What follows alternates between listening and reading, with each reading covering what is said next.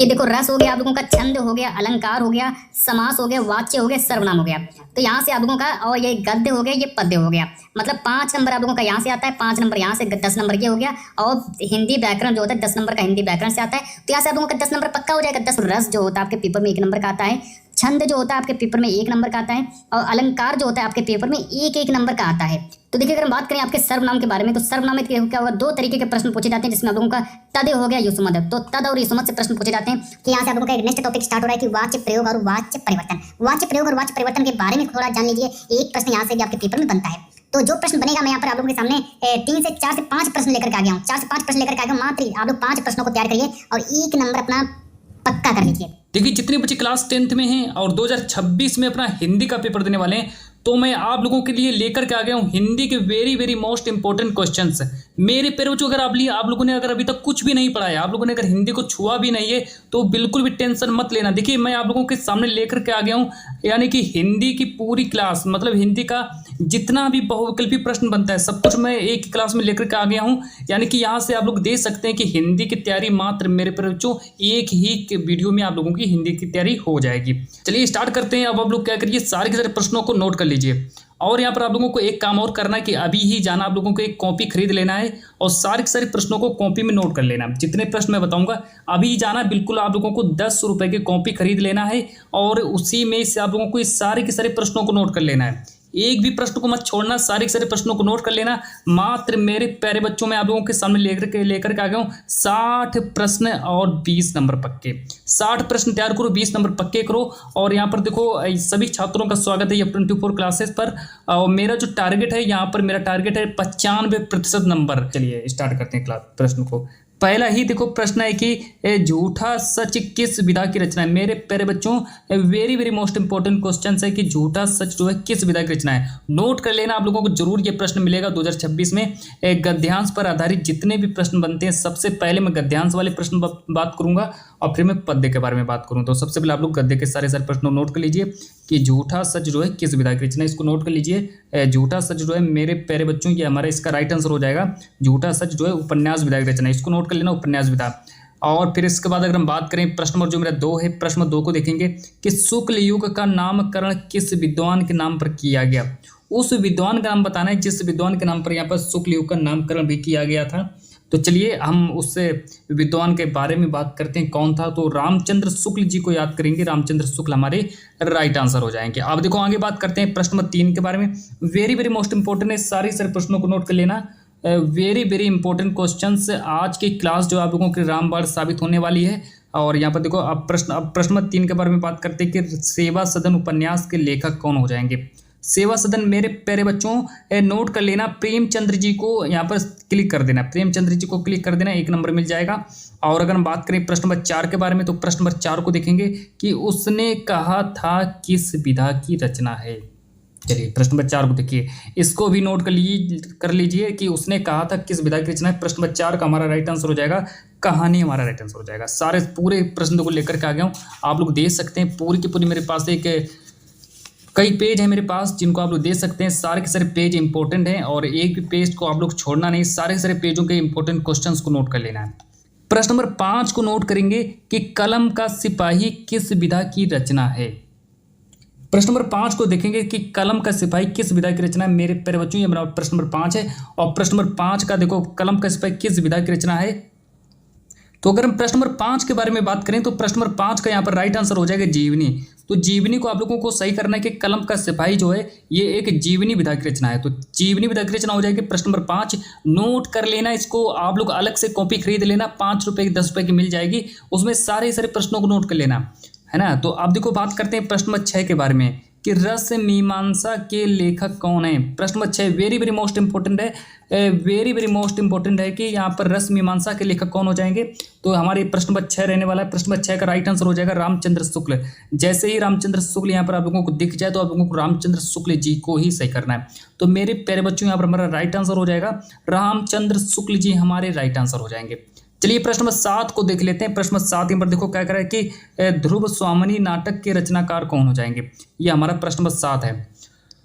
तो प्रश्न नंबर 7 देखो, इसका राइट आंसर नोट करेंगे, जयशंकर प्रसाद इसका राइट आंसर हो जाएगा। कि ध्रुव श्रोमणी नाटक के रचनाकार कौन हो जाएंगे, तो जयशंकर प्रसाद जी हमारे राइट आंसर हो जाएंगे। इसके बाद फिर हम बात करते हैं प्रश्न नंबर 8 के बारे में। प्रश्न नंबर 8 को भी नोट करेंगे कि तितली कृति के विधा है। तितली जो है किस, यहाँ पर प्रश्न नंबर 8 कह रहा है कि तितली जो है कृति की विधा है। तितली किस विधा की रचना है, यहाँ पर पूछा गया। तितली जो है, तो इसका राइट आंसर हो जाएगा उपन्यास विधा की रचना हो जाएगी तितली। आगे देखो बात करते हैं प्रश्न नंबर 9 के बारे में।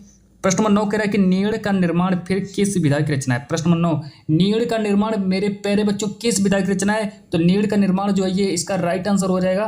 तो नीड़ का निर्माण फिर ये जो है ये एक आत्मकथा विधा की रचना है। मतलब कि प्रश्न नंबर, यहाँ पर प्रश्न नंबर 9 का हमारा तीसरा ऑप्शन सही हो जाएगा। अब देखो आगे बात करते हैं प्रश्न नंबर 10 के बारे में कि महादेवी वर्मा द्वारा रचित निबंध कौन सा है। महादेवी वर्मा द्वारा रचित निबंध कौन सा है, तो नोट करेंगे छड़दा। छड़दा को सही करेंगे, यहाँ पर हमारा ऑप्शन नंबर 3 हमारा सही हो जाएगा। देखिए अब तक जो हमने बात की वो मैंने आप लोगों को बताया गद्यांश के very very most important questions है। लेकिन अब यहाँ से स्टार्ट हो रहा है आप लोगों का पद्यांश। पद्यांश में क्या करेंगे, हम आप लोगों को 10 very very most important question भी बताएंगे पद्यांश के। तो आप लोग इन प्रश्नों को भी नोट कर लीजिए। गद्यांश के प्रश्न आप लोगों के समाप्त हो चुके हैं। अब यहाँ से हम स्टार्ट करने वाले हैं पद्य के very very most important question. पद्य के बारे में बात करें तो आपके पेपर में 5 नंबर का पद्य भी पूछा जाता है। तो 5 नंबर का पद्य पूछा जाएगा, जो कि मैं आज के इस क्लास में आप लोगों को बता भी दूंगा। सारे के सारे प्रश्न मैं बताऊंगा और यहाँ से आप लोगों का 5 नंबर भी पक्का हो जाएगा। इस क्लास से 5 नंबर पक्का हो जाएगा, इस क्लास से नहीं, यहाँ से या जो ये जो पेज है मेरे पास, इस पेज से 5 नंबर पक्के हो जाएंगे। तो वैसे तो आप लोगों का यहाँ पर 95% मेरा टारगेट है और 20 नंबर आप लोगों का इस क्लास से पक्का होने वाला, वो बात अलग है। लेकिन मैं आप लोगों को ये बता रहा हूँ कि आपके पेपर में पद्यांश जो होता है 5 प्रश्न पद्यांश के भी आएंगे, तो वो भी अपने 5 नंबर पक्के कर लीजिए। सबसे पहले देखो प्रश्न नंबर 11 के बारे में बात करते हैं कि रामचंद्रिका के रचयिता कौन है। ये हमारा प्रश्न नंबर 11 हो गया।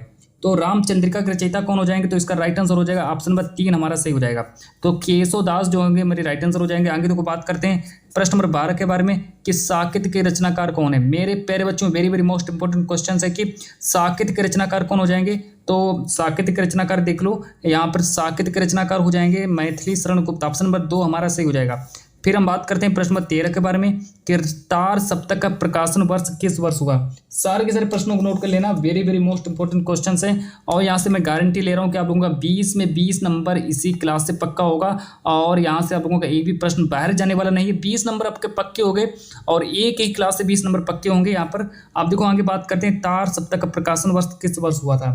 ये हमारा प्रश्न नंबर 13 है। प्रश्न नंबर 13 का राइट आंसर हो जाएगा यहाँ पर। तो प्रश्न नंबर 13 का राइट आंसर नोट करेंगे 1943 हमारा राइट आंसर हो जाएगा। अब आगे देखो बात करते हैं प्रश्न नंबर 14 के बारे में। तो प्रश्न नंबर 14 को भी नोट कर लेना कि प्रिय प्रवास के रचनाकार कौन हो जाएंगे। प्रिय प्रवास के रचनाकार कौन हो जाएंगे, तो अयोध्या सिंह उपाध्याय हरिऔध, यानी कि ऑप्शन नंबर 3 हमारा सही हो जाएगा। आप देखो बात करते हैं प्रश्न नंबर 15 के बारे में कि द्विवेदी युग में लिखी गई रचना कौन सी हो जाएगी। उस रचना का नाम बताना जो द्विवेदी युग में लिखी गई रचना है। तो यहाँ पर आप लोगों को राइट आंसर करना है। 15 प्रश्न नंबर 15 का राइट आंसर हो जाएगा प्रिय प्रवास जो है मेरा सही राइट आंसर हो जाएगा, यानी कि ऑप्शन नंबर 4 प्रिय प्रवास को पूरा सही करेंगे। और अगर इसके बाद अगर हम और आगे बात करें, नेक्स्ट प्रश्न है जो कि हमारा प्रश्न नंबर 16 जो है वेरी वेरी मोस्ट इंपॉर्टेंट है, इसको भी तैयार कर लीजिए। प्रश्न नंबर 16 कह रहा है कि छत्रसाल दशक के रचयिता कौन हो जाएंगे। चलिए प्रश्न नंबर 16 को भी नोट करिए। प्रश्न नंबर 16 को नोट कर लीजिए कि छत्रसाल दशक के रचयिता कौन हो जाएंगे। तो प्रश्न नंबर 16 का देखो हमारा यहाँ पर राइट आंसर हो जाएगा। तो 16 का राइट आंसर हो जाएगा ऑप्शन नंबर 3 आएगी भूषण हमारे सही हो जाएंगे। फिर अगर हम बात करें प्रश्न नंबर 17 के बारे में, प्रश्न नंबर 17 को देख लीजिए। प्रश्न नंबर 17 कह रहे कि बिहारी किस युग के कवि हैं। ये हमारा प्रश्न नंबर देखो 17 जो है हमसे पूछा जाएगा कि बिहारी जो है किस युग के कवि हैं। तो इसका हमें राइट आंसर कौन सा करना है, ऑप्शन नंबर 3 को सही करना है। बिहारी जो है रीतिकाल के कवि हो जाएंगे। चलिए प्रश्न नंबर 18 को देख लीजिए। प्रश्न नंबर 18 कह रहा है कि गंगा लहरी रचना है। तो गंगा लहरी जो है किसकी रचना है, ये हमारा प्रश्न नंबर 18 हो गया है। तो प्रश्न नंबर 18 के देखेंगे गंगा लहरी किसकी रचना है, पद्माकर की रचना हो जाएगी। अब यहाँ पर देखो बात करते हैं प्रश्न नंबर 19 के बारे में। तो प्रश्न नंबर 19 को देखेंगे कि रामनरेश त्रिपाठी की रचना हो जाएगी। रामनरेश त्रिपाठी की रचना कौन सी हो जाएगी।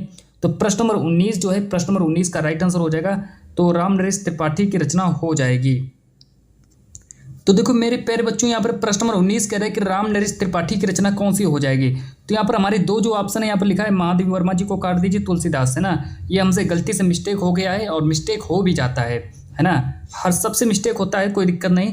तो देखो रामनरेश त्रिपाठी की रचना हो जाएगी। पथिक नोट कर लेना। और पंचवटी किसकी रचना है ये मुझे आप लोग कमेंट में करके बताइए। चलिए सभी छात्र मुझे कमेंट में करके बताएंगे कि जो पंचवटी जो किसकी रचना है, और पंचवटी बताइए और किसकी रचना है। यहाँ पर मैं आप लोगों को 4 ऑप्शन भी दे सकता हूँ, लेकिन 4 ऑप्शन नहीं दूंगा, तो आप लोगों को मुझे कमेंट बॉक्स में आप लोगों को बताना है कि पंचवटी किसकी रचना हो जाएगी।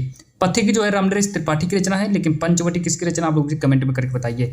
जब तक हम बात करते हैं प्रश्न नंबर 20 के बारे में कि सुमित्रानंदन पंत की रचना कौन सी हो जाएगी। प्रश्न नंबर 20 को नोट करेंगे।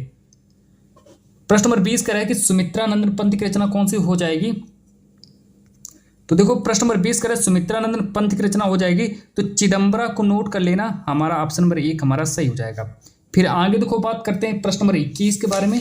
तो प्रश्न नंबर 21 देखो हमसे कह रहा है कि अब यहाँ से स्टार्ट होता है आप लोगों का काव्यगत सौंदर्य रस प्लस छंद अलंकार, मतलब काव्यगत सौंदर्य के बारे में बात करेंगे। और इसके बारे में अगर हम बात करें तो यहाँ से आप लोगों को ध्यान से मेरी बात को सुनना है, और ध्यान से सुनेंगे तभी आप लोगों को समझ में आएगा, अब वैसे अन्यथा आप लोगों को समझ में नहीं आएगा। तो सबसे पहले मैं जो कहने वाला हूँ उसको आप लोग ध्यान से सुनिए। अब देखो मैं यहाँ पर क्या कहने वाला हूँ, मेरा कहने का मतलब है कि जो रस जो होता है आपके पेपर में 1 नंबर का आता है, छंद जो होता है आपके पेपर में 1 नंबर का आता है, और अलंकार जो होता है आपके पेपर में 1-1 नंबर का आता है। तो 3 नंबर का आप लोगों का रस छंद अलंकार यहाँ से पेपर में पूछा जाएगा। तो 3 नंबर अपने पक्के कर लीजिए, और यहाँ पर हम आप लोगों के इस क्लास में 3 नंबर भी ये वाले पक्के कर लीजिए। यहाँ पर कुछ प्रश्न मैं लेकर के आ गया हूँ रस छंद अलंकार से, रस छंद और अलंकार से, इनको भी कॉपी में नोट कर लीजिए और सारे के सारे प्रश्नों को नोट कर लीजिए।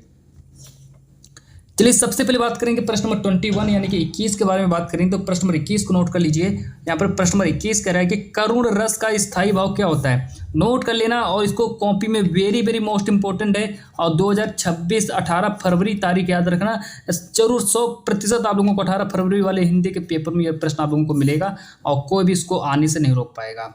चलिए इसका राइट आंसर हो जाएगा शोक को नोट करेंगे, शोक हमारा सही जवाब हो जाएगा। ये हमारा करुण रस का स्थायी भाव होता है शोक है। प्रश्न नंबर 22 कह रहा है कि हास्य रस का स्थायी भाव क्या होता है। तो हास्य रस का स्थायी भाव हास होता है। और प्रश्न नंबर 23 देखेंगे, प्रश्न नंबर 23 को भी नोट कर लेना कि हे खग मृग हे मधुकर श्रेणी तुम देखी सीता मृग नैनी में कौन सा रस है। चलिए प्रश्न नंबर हमारा 23 यानी प्रश्न नंबर 23 है कि हे खग मृग हे मधुकर श्रेणी तुम देखी सीता मृग नैनी में कौन सा रस हो जाएगा। तो प्रश्न नंबर 23 के बारे में बात करें तो मेरे पैर में जो प्रश्न नंबर 23 का राइट आंसर हो जाएगा, तो करुण रस को नोट कर लेना। करुण रस देखो यहाँ पर सही राइट आंसर हो जाएगा, तो करुण रस हमारा सही हो जाएगा। प्रश्न नंबर 24 को भी नोट करेंगे जहाँ पर हमसे पूछा गया है। तो प्रश्न नंबर 24 जो आप लोगों के लिए वेरी वेरी मोस्ट इंपॉर्टेंट है। तो प्रश्न नंबर 24 कह रहे हैं कि श्रृंगार रस का स्थायी भाव क्या होता है। श्रृंगार रस का स्थायी भाव पूछा गया प्रश्न नंबर 24, तो नोट कर लेना रति हमारा राइट आंसर हो जाएगा। प्रश्न नंबर 25 को देखेंगे। प्रश्न नंबर 25 कह रहे हैं कि उपमा के कितने अंग होते हैं। प्रश्न नंबर 25 देखो, प्रश्न नंबर 25 को भी नोट कर लीजिए कि उपमा के कितने अंग होते हैं। तो प्रश्न नंबर 25 का राइट आंसर हो जाएगा 4 अंग होते हैं। तो 4 में मतलब ऑप्शन नंबर 1 हमारा सही हो जाएगा। और इसके बाद अगर हम बात करें प्रश्न नंबर 26 जो कि वेरी वेरी इंपॉर्टेंट क्वेश्चन है कि चरण कमल बंदो हरिराई में कौन सा अलंकार हो जाएगा। प्रश्न नंबर 26 को भी देख लेते हैं, और यहाँ पर प्रश्न नंबर 26 कह रहा है कि चरण कमल बंदो हरिराई में कौन सा अलंकार होता है। कौन सा अलंकार होता है ये हमसे पूछा गया है। तो अगर हम अलंकार के बारे में बात करें तो चरण कमल बंदो हरिराई में कौन सा अलंकार होता है। तो हमारा प्रश्न नंबर 26 देखो, प्रश्न नंबर 26 का राइट आंसर हो जाएगा रूपक अलंकार, यानी कि ऑप्शन नंबर 2 हमारा सही हो जाएगा। प्रश्न 27 को भी नोट कर लेना, जो कि यह कह रहा है कि रोला के प्रत्येक चरण में कितनी मात्राएं होती हैं। काफ़ी ज़्यादा इंपॉर्टेंट क्वेश्चन है, काफ़ी ज़्यादा बहुत एक इंपॉर्टेंट होता है, काफ़ी ज़्यादा इंपॉर्टेंट होता है। तो आप लोग महा इंपॉर्टेंट समझ लीजिए। प्रश्न 27 जो है कि रोला के प्रत्येक चरण में कितनी मात्राएँ होती हैं। मेरे प्यारे बच्चों हमसे पूछा गया है कि रोला के प्रत्येक चरण में कितनी मात्राएँ होती हैं। तो प्रश्न 27 का यहाँ पर राइट आंसर हो जाएगा 24 नोट करेंगे, 24 है ना। तो 24 को याद रखेंगे। अब आगे देखो कह रहा है कि रोला में कितने चरण होते हैं। फिर से प्रश्न पूछ दिया कि रोला में कितने चरण होते हैं। यहाँ पर कह रहा है कि रोला के प्रत्येक चरण में कितनी मात्राएं होती हैं। फिर हमसे रिपीट करके पूछ दिया कि रोला में कितने चरण होते हैं। रोला में कितने चरण होते हैं। तो रोला में मेरे प्यारे बच्चों याद रखेंगे प्रश्न नंबर 28 का हमारा राइट आंसर हो जाएगा। तो प्रश्न नंबर 28 का राइट आंसर हो जाएगा 4। अब देखिए प्रश्न नंबर 29 जो कि प्रश्न नंबर 29 को भी देख लेते हैं कि रोला छंद के प्रत्येक चरण में मात्राएं होती हैं। रोला छंद के, अब देखिए ये प्रश्न है और एक ये प्रश्न है, दोनों प्रश्न सेम है लेकिन इनका कहने का मतलब अलग है ना। तो इसीलिए मैंने इन प्रश्नों को उठाया है ताकि आप लोगों को 2 में से एक प्रश्न आए तो आप लोगों को मतलब लिखने में कोई दिक्कत ना हो, आप लोग आसानी से यहाँ पर ऑप्शन नंबर प्रश्न नंबर 29 का हमारा सही जवाब हो जाएगा 24। 24, ये 24 लिखा है यहाँ पर, तो 24 को भी यहाँ पर ऐसे करके लिख लीजिए इस तरीके से, ये हमारा 24 हो जाएगा। प्रश्न नंबर 30 देखिए, प्रश्न नंबर 30 कह रहा है कि दोहे का उल्टा होता है। दोहे का उल्टा देखो क्या होता है, रोला दिया है, सोठा दिया है, चौपाई दिया है, इनमें से कोई नहीं, 4 ऑप्शन दिए। तो प्रश्न नंबर 30 का देखो राइट आंसर हो जाएगा सोठा, सोठा सही हो जाएगा। अब आगे देखो बात करते हैं प्रश्न नंबर 31।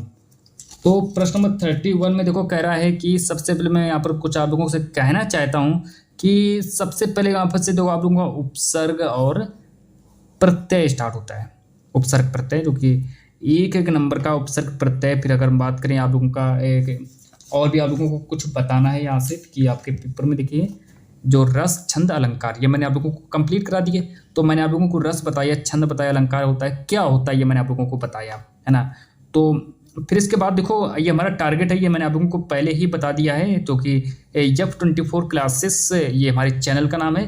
तो ये भी मैंने आप लोगों को बता दिया है। 95% नंबर आप लोगों का यहाँ से पक्का होने वाला है। अब यहाँ से मैं आप लोगों को एक इम्पोर्टेंट चीज़ बताने वाला हूँ कि समास, वाच्य, सर्वनाम, ये चीज़ें मैं आप लोगों को बताने वाला हूँ। तो समास जो होगा, वाच्य, सर्वनाम, यहाँ से आप लोगों का नंबर पक्का होने वाला है, एक भी नंबर नहीं कटेगा। और यहाँ से अब मेरी 100% गारंटी है, बस पूरी वीडियो देख लेना, 100 में 100 मेरे पर जो लाओगे और एक भी नंबर आपका नहीं कटने वाला। चलिए स्टार्ट करते हैं यहाँ से क्लास को। प्रश्न नंबर 31 कह रहा है कि अपमान शब्द में कौन सा उपसर्ग लगा है। तो प्रश्न नंबर 31 को नोट करेंगे, अपमान के बारे में बात करेंगे। अपमान शब्द में कौन सा उपसर्ग लगा है, ये हमारा उपसर्ग से उठाया गया है। तो सबसे पहला ही ऑप्शन लगा देना, टिक, पहला ही। 2026 में पेपर दिए तो पहला ही ऑप्शन सही कर देना, अप को लगा देना, सही ऑप्शन कर देना। प्रश्न नंबर 32 कह रहा है कि अनुचर शब्द में कौन सा उपसर्ग लगा है। तो अनुचर के बारे में बात करें तो अनुचर में यहाँ पर भी देखो हमारा आगे अनु लगा है, तो अनुचर में अनु ही हमारा राइट आंसर हो जाएगा। प्रश्न नंबर 2। प्रश्न नंबर 3 देखो, प्रश्न नंबर 33 कह रहा है कि पर्यावरण शब्द में प्रयुक्त उपसर्ग है। तो पर्यावरण शब्द में कौन सा उपसर्ग हो जाएगा। चलिए प्रश्न नंबर 33 को देख लीजिए, पर्यावरण में शब्द में कौन सा उपसर्ग हो जाएगा। तो प्रश्न नंबर 33 के बारे में अगर हम बात करें तो यहाँ पर हमारा परि, देखो ऑप्शन नंबर 3 सही हो जाएगा। चलिए ऑप्शन नंबर 3 को सही कर लीजिए। फिर अगर हम बात करें यहाँ से, अब आप लोगों के सामने स्टार्ट होता है, देखो यहाँ से आप लोगों का स्टार्ट हो रहा है समास। समास नोट कर लीजिए, समास से एक प्रश्न हर साल आता है, हर साल एक प्रश्न आता है समास से। तो इसीलिए मैंने एक ऐसा प्रश्न उठाया समास से जो कि आप लोगों के 2026 18 फरवरी को आप लोगों को ये वाला प्रश्न जरूर मिलेगा, 100% ये वाला प्रश्न आएगा। तो इसको नोट कर लीजिए कि पंचवटी शब्द में कौन सा समास है। पंचवटी जो शब्द है, पंचवटी शब्द में कौन सा समास है। तो पंचवटी शब्द में कौन सा समास हो जाएगा। प्रश्न नंबर 34 तो लगा देना द्विगु समास, द्विगु समास ऑप्शन नंबर 1 आंसर सही। मैं आप लोगों को बता रहा हूं ताकि आप लोगों को कोई दिक्कत ना हो। अब आगे देखो बात करते हैं, फिर एक प्रश्न उठाया गया पर्यायवाची शब्द। फिर मैंने एक प्रश्न उठाया है पर्यायवाची शब्द। अब मैं आप लोगों को बताऊंगा एक प्रश्न पर्यायवाची शब्द से। तो पर्यायवाची शब्द को भी देख लीजिए, जहां से आप लोगों का एक प्रश्न पर्यायवाची शब्द से भी आता है। यहाँ पर कह रहा है कि पेड़, तरु, पादप पर्यायवाची शब्द, मतलब किसके पर्यायवाची शब्द हो जाएंगे। तो सबसे पहले अगर बात करें कि यहाँ पर हमारा देखो ये हमारा राइट आंसर हो जाएगा वृक्ष, वृक्ष को सही कर देना। प्रश्न नंबर 36 देखिए कि आंख का तत्सम रूप क्या होता है। आंख, अब एक प्रश्न मैंने उठाया है तत्सम तद्भव से। तो तत्सम तद्भव यहाँ पर नोट करते चलिए, तत्सम तद्भव, तत्सम तद्भव से प्रश्न उठाया जो कि एक नंबर का तत्सम तद्भव भी आता है। तो आंख का हमसे तत्सम रूप पूछा गया, तो अच्छी हमारा राइट आंसर हो जाएगा, अच्छी को सही कर देना। अब देखो आगे बात करते हैं प्रश्न नंबर 37। प्रश्न नंबर 37 तद्भव से उठाएगा। तद्भव कह रहा है कि ग्रह शब्द का तद्भव रूप क्या होता है। तो ग्रह का तद्भव रूप क्या होता है। तो प्रश्न नंबर 37 तो 37 का राइट आंसर हो जाएगा घर, घर राइट आंसर हो जाएगा। चलिए आगे देखो बात करते हैं प्रश्न नंबर 38 भी को देख लीजिए। फिर से देखिए पर्यायवाची शब्द फिर से पूछ दिया गया है, और पर्यायवाची शब्द देखिए फिर से यहाँ से आ गया है। कह रहा है कि मछली का पर्यायवाची शब्द क्या होता है। प्रश्न नंबर 38 तो मछली का पर्यायवाची शब्द क्या होता है। तो इसका राइट आंसर नोट करेंगे, मछली का पर्यायवाची शब्द ऑप्शन में देखो जैसे पेपर में है, तो आप लोगों को ऑप्शन नंबर 2 को सही करना, मतलब मीन हमारा राइट आंसर हो जाएगा। और प्रश्न नंबर 39 को भी देख लीजिए कि अंबर और वसन किस शब्द के पर्यायवाची शब्द हो जाएंगे, मतलब कि जो हमारा अंबर हो गया और एक वसन। तो प्रश्न नंबर 39 अंबर और वसन किस शब्द के पर्यायवाची हो जाएंगे। तो अगर हम अंबर के बारे में बात करें तो अंबर जो है आप लोगों का ये एक बादल का पर्यायवाची शब्द होता है, तो अंबर जो है बादल का, मतलब कि ऑप्शन नंबर 4 हमारा सही हो जाएगा। अब देखो बात करते हैं प्रश्न नंबर 40 के बारे में कि हानि लाभ में कौन सा समास हो जाएगा। चलिए, हानि लाभ में कौन सा समास हो जाएगा। द्वंद्व समास दिया है, कर्मधारय समास दिया, द्विगु समास दिया, बहुब्रीहि समास दिया। तो प्रश्न नंबर 40 का यहाँ पर राइट आंसर हो जाएगा। तो प्रश्न नंबर 40 का द्वंद्व समास यानी कि ऑप्शन नंबर 1 हमारा सही हो जाएगा।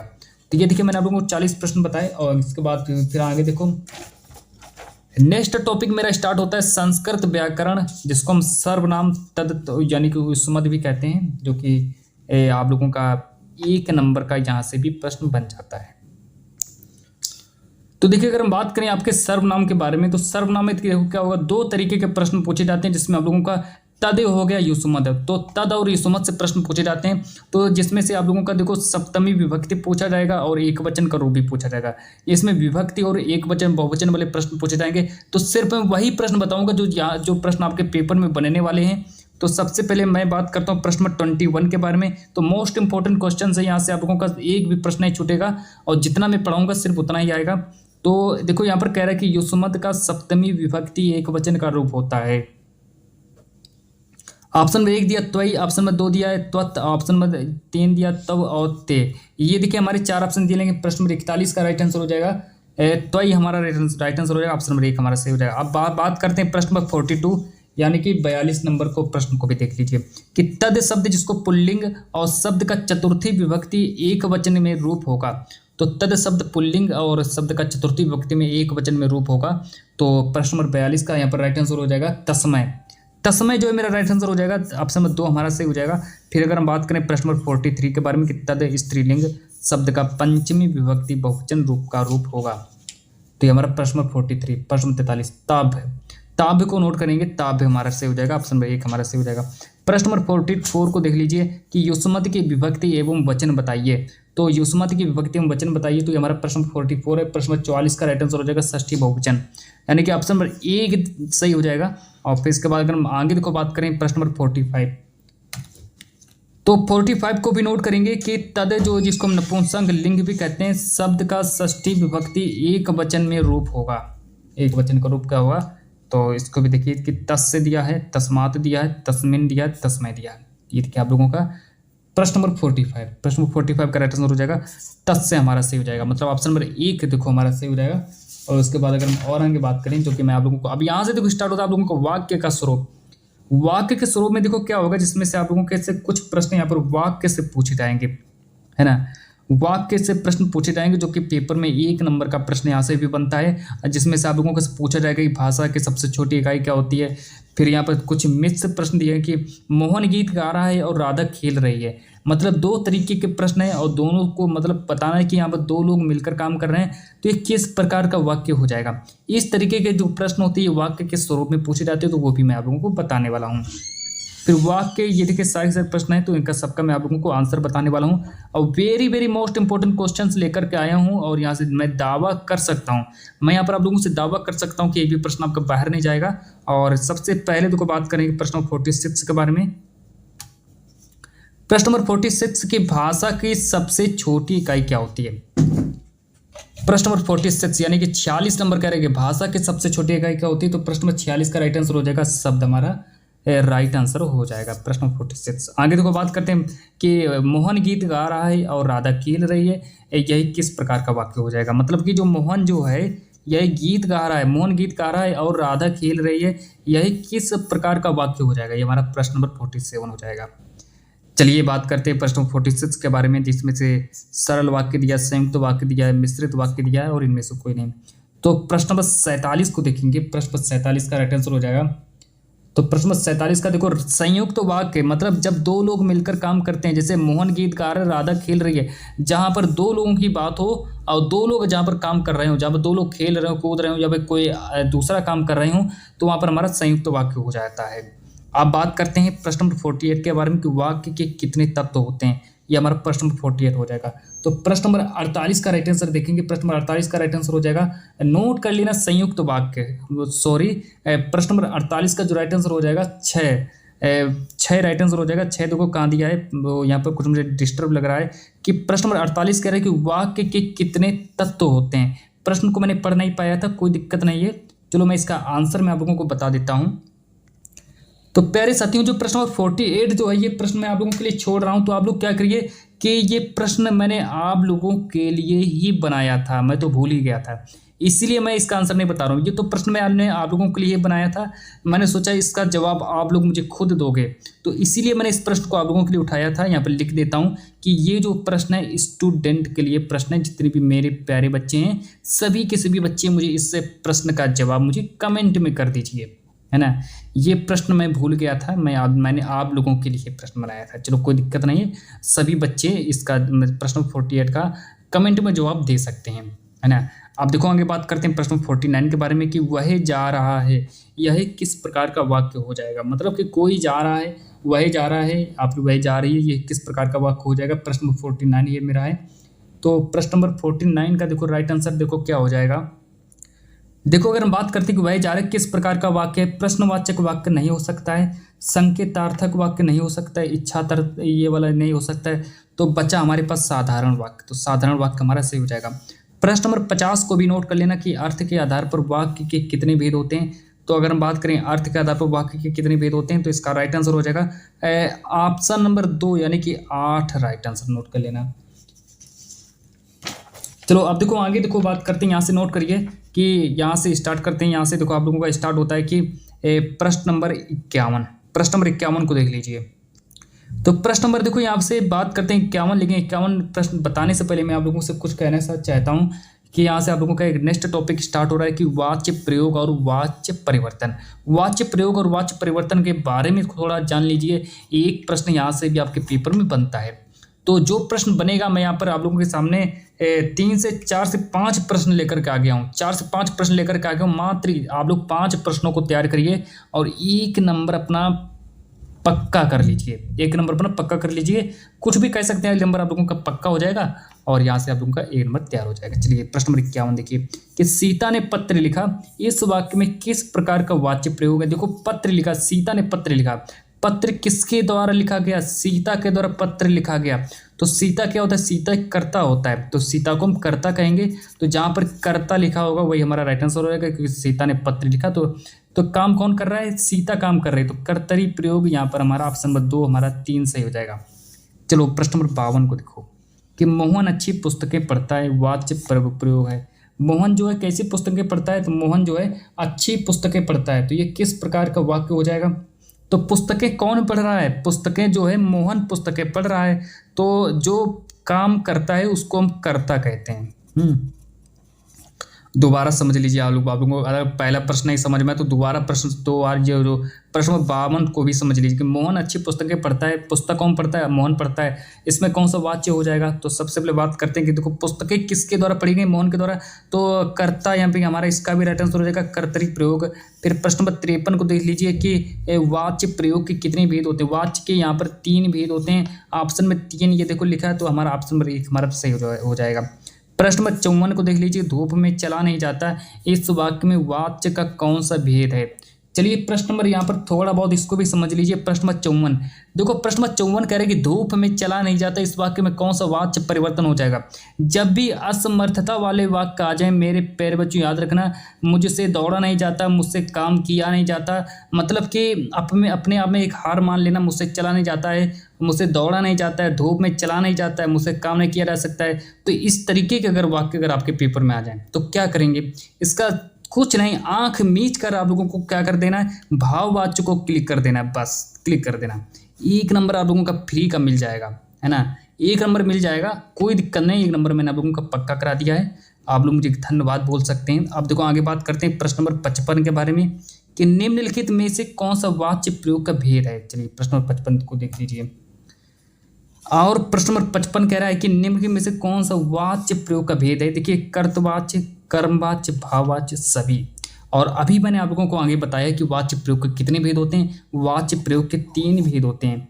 तो पहला भेद है कर्तवाच्य, दूसरा भेद है कर्मवाच्य, तीसरा भेद है भाववाच्य। तो यहाँ पर हमारा उपयुक्त सभी हमारा राइट आंसर हो जाएगा। चलिए यहाँ पर आप लोगों का 55 प्रश्न मैंने आप लोगों को कंप्लीट करा दिए हैं। अब आगे देखो बात करते हैं प्रश्न नंबर जो मेरे यहाँ पर पद परिचय, थोड़ा बहुत यहाँ पर भी जान लीजिए। थोड़ा बहुत मैं आप लोगों को पद परिचय में यानी कि विकारी और अविकारी शब्द क्या होते हैं इनके बारे में भी थोड़ा जान लीजिए। पेपर में यहाँ से भी एक प्रश्न 1 नंबर का प्रश्न बनेगा, तो इसको भी नोट कर लीजिए। क्या क्या बनेगा, कैसे बनेगा, उसको भी देख लीजिए। प्रश्न नंबर 56 देखिए मेरे प्यारे बच्चों, नोट कर लेना, कॉपी में नोट कर लेना अलग से, और 10 रुपए की कॉपी आप लोग खरीद लेना, उसमें नोट कर लेना कि निजवाचक सर्वनाम क्या होता है। निजवाचक सर्वनाम क्या होता है, 56 प्रश्न नंबर है, तो प्रश्न नंबर 56 का राइट आंसर हो जाएगा आपको नोट कर लेना। आगे देखो बात करते हैं प्रश्न नंबर 57 के बारे में कि यह घर अच्छा है, इस वाक्य में यह पद किस प्रकार का विशेषण है। मतलब कि जो है किस प्रकार का विशेषण है, मतलब कि यह घर जो है अच्छा है। तो प्रश्न 57 कह रहा है कि यह घर अच्छा है, इसमें किस प्रकार का विशेषण है, किस प्रकार का विशेषण हो जाएगा, तो यह घर अच्छा है। तो कोई दिक्कत नहीं, यहाँ पर मैं आप लोगों को इसका सीधा डायरेक्ट आंसर बताऊंगा, और आप लोग सीधा डायरेक्ट आंसर इसका याद कर लेना, सार्वनामिक को सही करेंगे। फिर इसके बाद अगर हम बात करें प्रश्न नंबर 58 के बारे में, तो प्रश्न नंबर 58 में देखो ज़्यादा प्रश्न नहीं दिए गए, मैंने 2 ही ऑप्शन उठाए हैं कि संज्ञा के मुख्यतः कितने भेद होते हैं। संज्ञा के कितने भेद होते हैं, तो आप लोगों को क्या करना, 5 भेदों को नोट कर लेना। अब आगे देखो प्रश्न नंबर 59 कि निम्नलिखित में से कौन सा पुरुषवाचक सर्वनाम है। पुरुषवाचक सर्वनाम कौन सा हो जाएगा, प्रश्न नंबर 59, तो तुम, यानी कि ऑप्शन नंबर हमारा दूसरा सही हो जाएगा। प्रश्न नंबर 60 को देख लीजिए कि हंसना हंसाना पढ़ना पढ़ाना यह किस प्रकार की क्रिया है। तो हंसना हंसाना पढ़ना पढ़ाना, तो थोड़ा बहुत प्रश्न नंबर 60 के बारे में मैं अपनी तरफ से कुछ कहना चाहूँगा आप लोगों से कि प्रश्न नंबर 60 के बारे में अगर हम बात करें तो यहाँ पर आप लोगों के सामने एक क्रिया आती है, प्रेरणार्थक क्रिया। सबसे पहले अगर हम बात करें प्रेरणार्थक क्रिया, देखो क्या होती है। प्रेरणार्थक क्रिया होती है जैसे कि हंसना हंसाना पढ़ना पढ़ाना, लिखना लिखवाना, लिखना लिखवाना, है ना, दौड़ना दौड़ाना, इस तरीके के अगर वाक्य आ जाए तो कोई दिक्कत नहीं, आंख मीच कर आप लोग यहाँ पर प्रेरणार्थक क्रिया को सही कर सकते हैं, है ना।